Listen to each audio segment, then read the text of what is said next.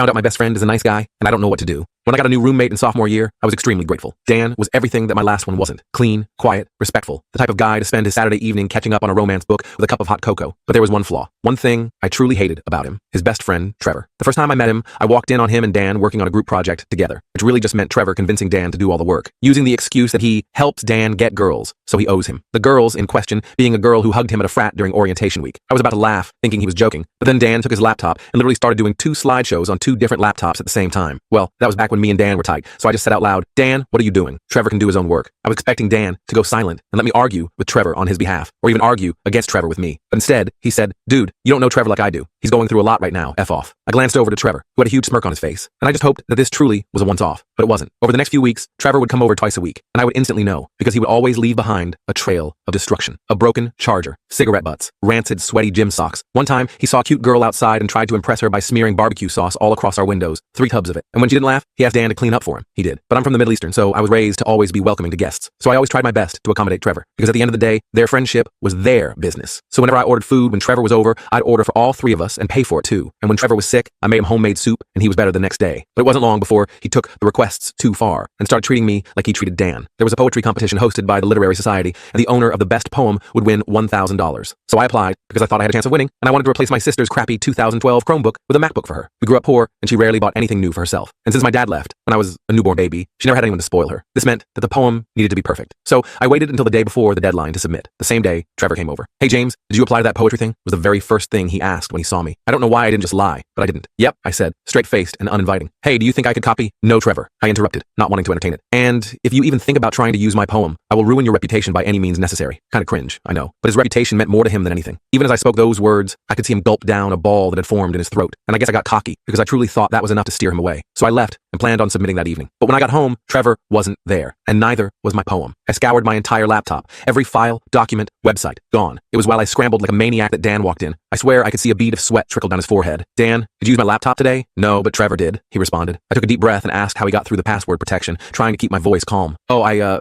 gave it to him. He needed—" I stopped listening. After that, my mouth went completely dry, and I started zoning out. I thought about all the hours I had spent, how I had promised my little sister the laptop, how excited she'd been. This would be the first birthday gift she got that wasn't a hand-me-down. "Hey, are you okay?" I gave Dan a huge smile. "Of course I am." You see, I knew there was no way Dan would take my side. He had been brainwashed by a pathetic goblin hiding in the body of a 20-year-old boy. But I was about to peel back the layers and show everyone who he really is. I can't tell you how I finally dealt with Trevor in this short video. The full story is on my channel and linked below.